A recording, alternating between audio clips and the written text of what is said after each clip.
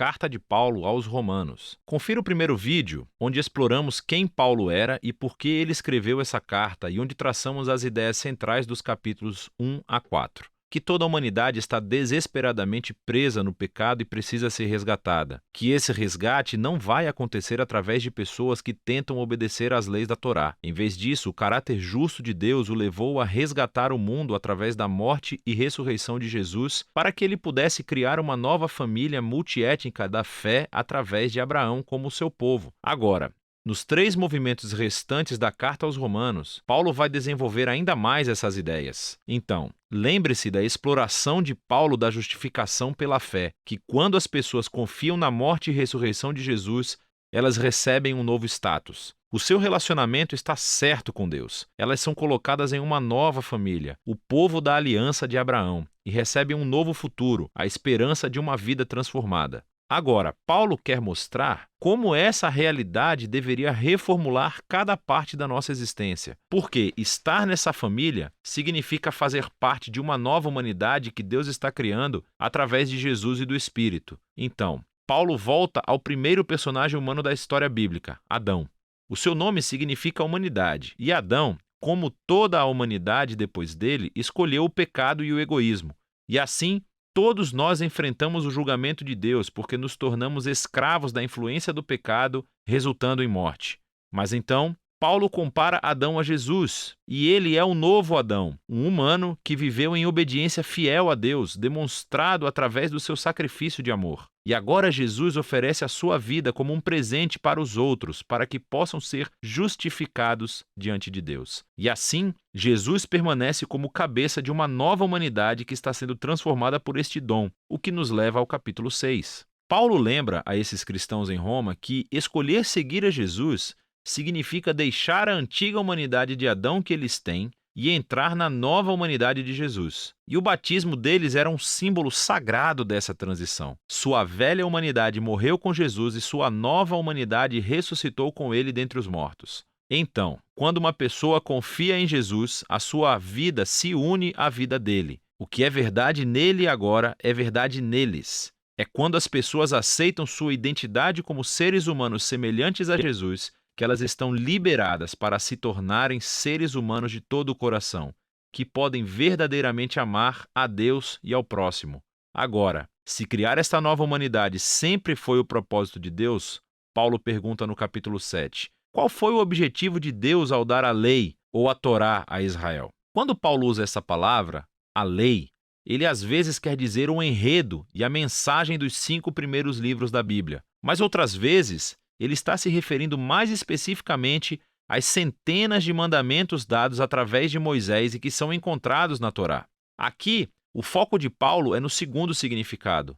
Qual foi o propósito de todos esses mandamentos? Paulo diz que os mandamentos da Torá eram bons. Eles mostravam a vontade de Deus para como Israel deveria viver. Mas se você ler o enredo da Torá, Israel quebrou todos esses mandamentos. Quanto mais leis Israel recebia, mais eles repetiam o pecado de Adão e se rebelavam. Assim, mesmo quando Deus deu ao seu povo regras morais específicas para obedecer, isso não resolveu o problema do coração humano pecaminoso. E, paradoxalmente, essas regras tornaram Israel ainda mais culpado. Mas, segundo Paulo, o objetivo é esse paradoxo. O objetivo de Deus era deixar claro que foi o mal que roubou o coração humano, que a Torá, por mais boa que seja, não poderia fazer nada sobre isso. Mas Paulo diz, no capítulo 8, que a solução chegou em Jesus e no Espírito, e eis como. Os mandamentos da Torá agiam como uma lupa. Ela focalizava o problema da condição humana em um só lugar,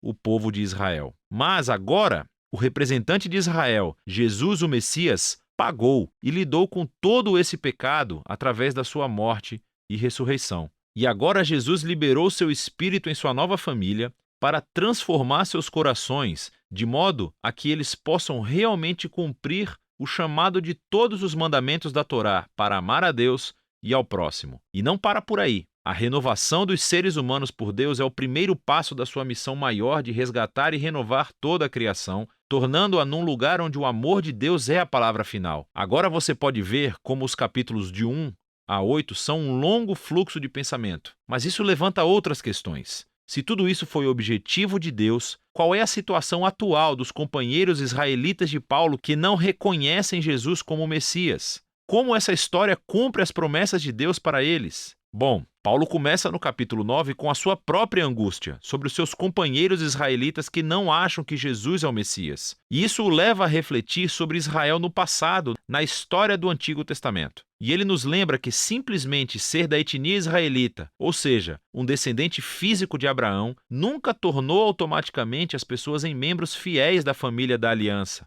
Paulo nos mostra como Deus sempre selecionou um subconjunto da família de Abraão para seguir a linha da promessa. E o seu objetivo é que agora essa linha da promessa seja realizada por aqueles que seguem a Jesus. Ele lembra que por muito tempo as pessoas dentro e fora da família de Abraão rejeitaram a vontade de Deus. Ele nos lembra da história de Israel e do bezerro dourado e da rebelião do faraó. Ele nos mostra como Deus foi capaz de orquestrar eventos para que a rejeição das pessoas a ele realmente cumprisse seus propósitos redentores. E assim, no capítulo 10, Paulo volta o seu foco para Israel no presente. A razão pela qual muitos israelitas rejeitam a Jesus é porque eles estão baseando a sua relação de aliança com Deus no desempenho dos mandamentos da Torá. E muito tristemente, eles não reconhecem o que Deus fez através de Jesus para criar uma nova família da aliança baseada na fé.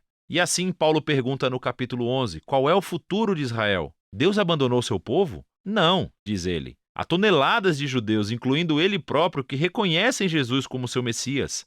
Mas há muitos que não o reconhecem. Mas Deus tem sido capaz de usar a sua rejeição para os seus próprios propósitos. Isso fez com que o evangelho se espalhasse cada vez mais rápido no mundo gentil, tornando a família de Abraão ainda maior e mais multiétnica.